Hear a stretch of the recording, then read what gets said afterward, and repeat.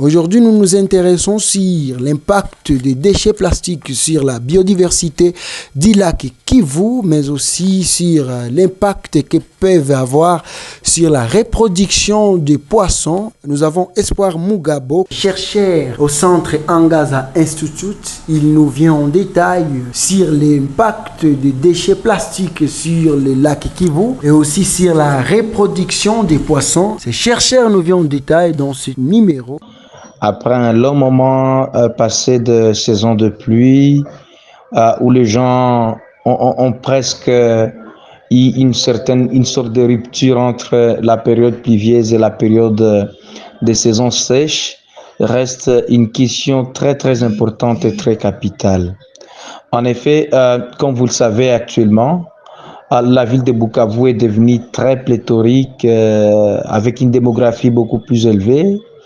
Et c'est une ville dans laquelle les gens consomment beaucoup vraiment de produits en plastique. Et comme on peut le voir, la gestion des déchets dans la ville de Bukavu devient une question tellement cruciale, tellement difficile, délicate. Et donc, on peut voir sur la chaussée, partout dans la ville, que des déchets en bouteilles plastiques sont jetés vaille que vaille.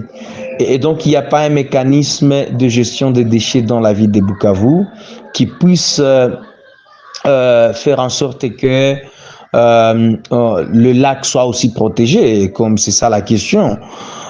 Ces déchets qui sont très mal gérés, qui sont très mal entretenus par les acteurs au niveau de la ville, lorsqu'il y a maintenant la pluie, c'est le lac qui va en pâtir. Parce qu'en effet, comme vous savez, il y a le collecteur Kaoua qui est vraiment le grand collecteur de, bon, pas vraiment de l'eau, mais de toutes sortes de déchets qui sont jetés par-ci et par-là dans la ville de Bukavu. Et tous ces déchets, parce que le collecteur Kaoua, du sel, se déverse dans les lacs. Et donc, tous ces déchets sont déversés dans les lacs Kivu. Et vous posez la question de savoir quel est son impact sur les écosystèmes lacustres. Mais bien sûr, on ne peut pas se cacher, on ne peut pas se voiler la face parce que déjà dans les lacs, ça va affecter d'abord les zones de reproduction de poissons parce que c'est des bouteilles qui seront entassées dans ces zones de frayères et qui vont polluer cet environnement. Parce que ça vient avec de micro-organismes, donc des microbes, des bactéries qui accompagnent tout ça et qui s'étaient pourtant peut-être développés. Ces déchets vont également participer au développement d'autres bactéries et qui vont affecter les zones dans lesquelles ils seront entassés.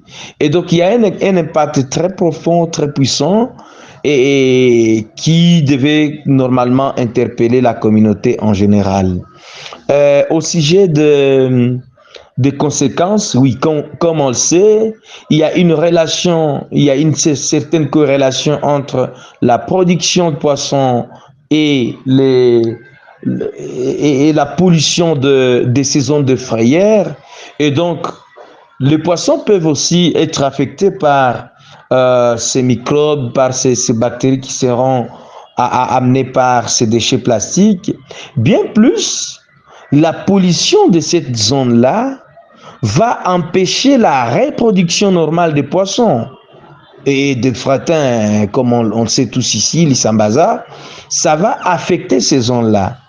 Et donc, le faible niveau de reproduction de poissons va alors avoir un impact sur la production du lac, sur les quantités de poissons à pêcher dans ces lacs-là. Et donc, il y a cette conséquence. Et donc, au-delà de ces faibles niveaux de reproduction, on peut... Donc, c'est des pratiques qui peuvent se retourner contre nous-mêmes. Parce qu'en effet, ils sont là, ils sont affectés et nous allons consommer ça. Et donc, nous allons aussi consommer de microbes qui avaient déjà affecté les poissons.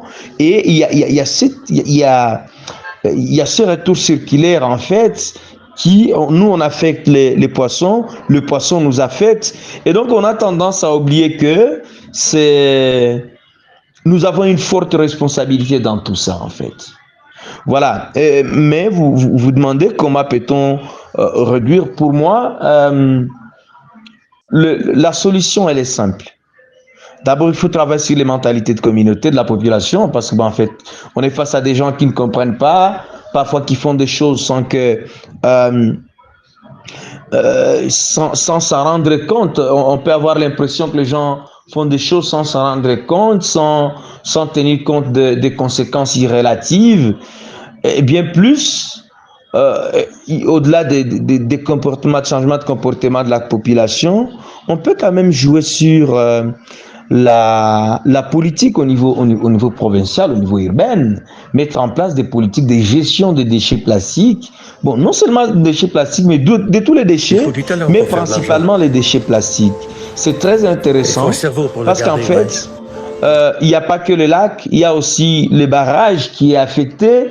Et donc, il y a toutes ces conséquences liées à cette mauvaise gestion, à cette mentalité. Et je vois qu'à Goma, on était avec des anciens de l'ISR.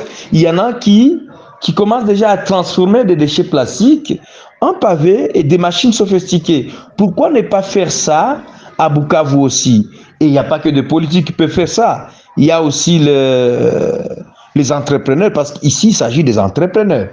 Nous voici au point de les programmes de magazines produits par Nyotan dans le but tout simplement de mettre à lumière les points de vue des scientifiques et des experts en des domaines différents. Et aujourd'hui, nous avons parlé de l'impact des déchets plastiques sur la biodiversité, mais aussi sur l'écosystème du lac Kivu. Ciao, à un autre numéro, à un autre rendez-vous.